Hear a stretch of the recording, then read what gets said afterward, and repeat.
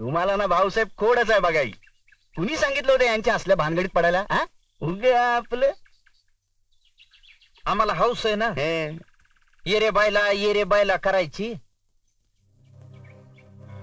आयलं घरी तस इथं या सण ऑफिसात तिसरच. कुणी सरळ वागतच नाही माझ्याची राव. माझं एक काम धड होत नाही. कुणी समजूनच घेत नाही. मी आहे ना समजून घ्यायला. दर येळेला मीच समजून घेतोय नव. हा म्हणून तर तुमच्याकडे येतोय यार मी. निघू का? हे थांब की जरा. अरे काय माहिला ते सरपंच येऊन बसतो उरावर आधीच. कुणी केला रे त्याला सरपंच? दादासाहेबांची कृपा, दुसरं काय.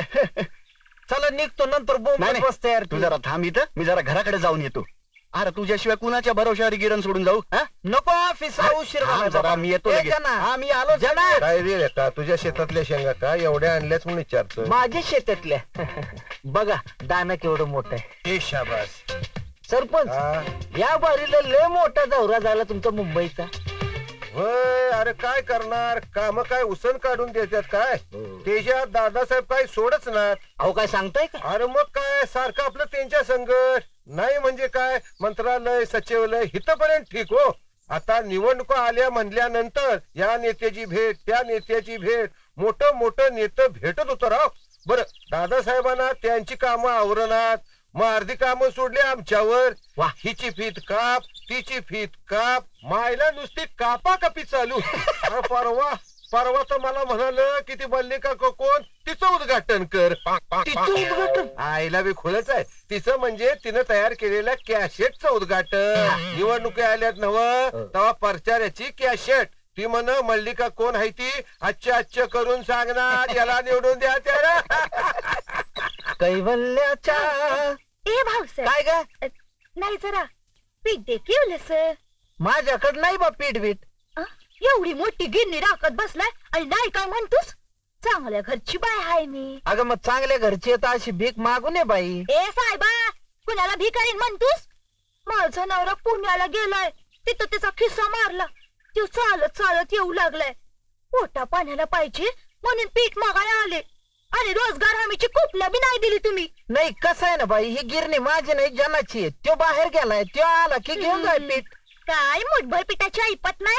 मग काय गाव पुजाय असा आज झालाय वय. ए नको जास्त पीर करू आणि घे थोडस पीठ. घेते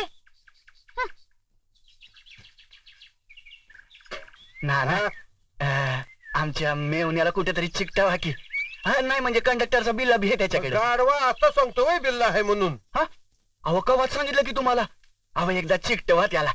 बायकोचं एकदम तोंडच बंद करून टाक. हाय आमचं दादासाहेबांकडे तेवढं वजन हाय. करून टाकू तुझं काम. करून टाका. अहो तुम्ही मागाल ते देईन बघा मी. बघितलं का मायला आम्ही सगळ्या जगाला देतो आणि हे खुळं आम्हाला द्यायला निघालंय. काय मी म्हणतो म्हणजे कसं असते बघा, गरीब आहे त्याचं मन दुखवायला नको. हे बघ एवढं मनात असेल तुझ्या तर आपला मनचा आहे ना त्याला देणगी देऊन टाक. अहो देईन की तू. उठ. अरे तिकडे गिरणी पेटली. तिकडे काय बसलाय? गिरण पेटली. चल गिरण पेटली. अरे कोण आहे? अरे बुजगावल्या जावई म्हणताना लय डोक्यावर चढून बसायला लागलाय सर. आणि म्या म्हणते हे उद्योग सांगितला तर कुणी तुला करायला. काय झालं? या तुम्ही बी या.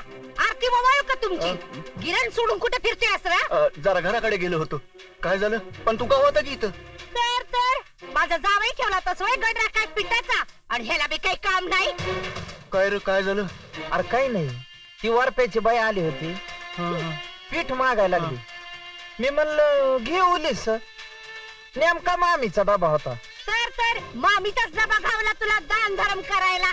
वार माझ्या मित्रा, तुला इथं राखायला बसवला होता का फुकायला बसवला होता? अरे लईच येवळायला लागली होती ती. म्हणून दया आली तुला त्या बर्फिनीची. मुर्दा बसवला तुझा. काय मामी मुठभर पिठासाठी जावयाचा मुर्दा बसवीत येत का? लेकीला ईदवा करतेत का? जावई तोंड बघ. आणि तू कुठं सक्का लागून गेलास? अरे भाव किती पोरी ईदवा झाली तर 56 उभा करीन कप्पा लाल कराया. बरं ते जाऊ द्या. आधी माझ्या पिठाचं काय ते बोल. उली स्वस्त दिलं मामी. चांगला 2 किलो कमी झाले. 10 किलोचा डबा होता पुरा भरत होता. बरं ते जाऊ द्या. जन्या मी तुला धरणार बर का. आता मला अनेक मध्ये कशाला ओढताय? लय शहाणपणा करू नकस. माझ्या पिठाचं काय ते बोल. देतो नक्की. अरे पर कवा. आता लाईट कुठे आहे? लाईट आल्यावर देतो. लाईट आल्याबरोबर डबा घरला पोच वय, करायचा वय. आणि पीठ समजा पाहिजे. हा गिरण सोडून फिरतोय या मेला मुर्दाबाद शिवला ह्याचा. धन्य आहे बाबा तुझी लायकीच नाही बघ. अरे काय जाणे मुठभर पिठासाठी लायकी काढतो दोस्ताची. नाही आता तुला परत काही सांगणार नाही. घरात लाईट नाही पाणी नाही.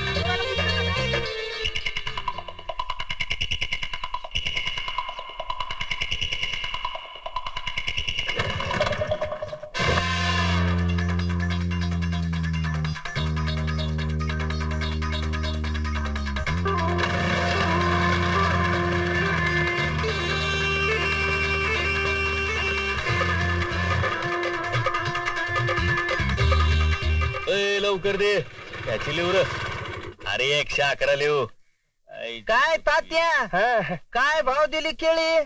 अहो तुम्हाला कसला भाव लावायचा भाऊसाहेब? खरेदीचा भाव द्या म्हणजे झालं.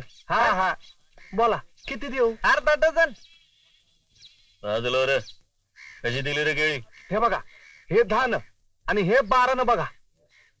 नमुना बघायला मिळणार नाही काय? अहो नमुना कसला खाताय भाऊ? हा तू नमुना नाही देत. अहो पर घ्या रे. हे काय चालवलं काय तुम्ही? हो पहिलवान कशाला त्रास देताय? गरीब माणूस आहे तो. ए तू तुझ्या कामाचं बघ. चल चल गणपतीच्या वर्गणी फाड. बर फाड बाबा आता 11 रुपयाची. ए गल्लीत 11,000ची लाइटिंग केली आहे काय? 111 रुपयाची वर्गणी फाड. अहो पर हो पहिलवान गरीब माणूस आहे तो कुठनं देणार आहे? आणि तुम्ही काय वर्गणी मागायला लागलात का खंडणी मागायला लागलात? लय बोलायला लागलं रे हे. हा? गरीब माणूस आहे त्याच्या पोटावर नका मारू. अरे यो काय म्हणतो याच्या पोटावर मारू नका मग काय? ए चोचा तुला सांगून ठेवतो संध्याकाळपर्यंत 111 रुपयाची वर्गणी आली पाहिजे काय? चला रे. अहो भाऊसाहेब अहो यांची दादागिरी नेहमीचीच आहे बघा. आता यांचा बंदोबस्त कोण करणार? ती घरकुल वाटपाची फाईल पंचायत समितीकडे पाठवली होती त्याचं काय झालं? माहित नाही.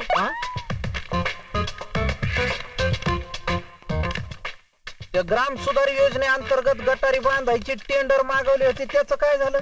कल्पना नाही.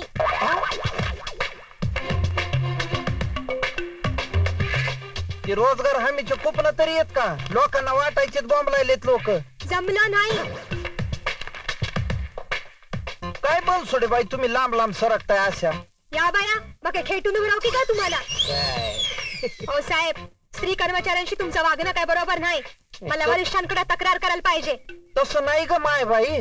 या बाया माय म्हणलं मला. मग काय म्हणू? वागणारे पाहताय ना माय म्हणलं मला. आता इंग्रजीत बोलले का मराठी ते बघतो ना. हे बघा आय एम सॉरी. हा सॉरी म्हणजे मगाशी इंग्रजीतच बोलले.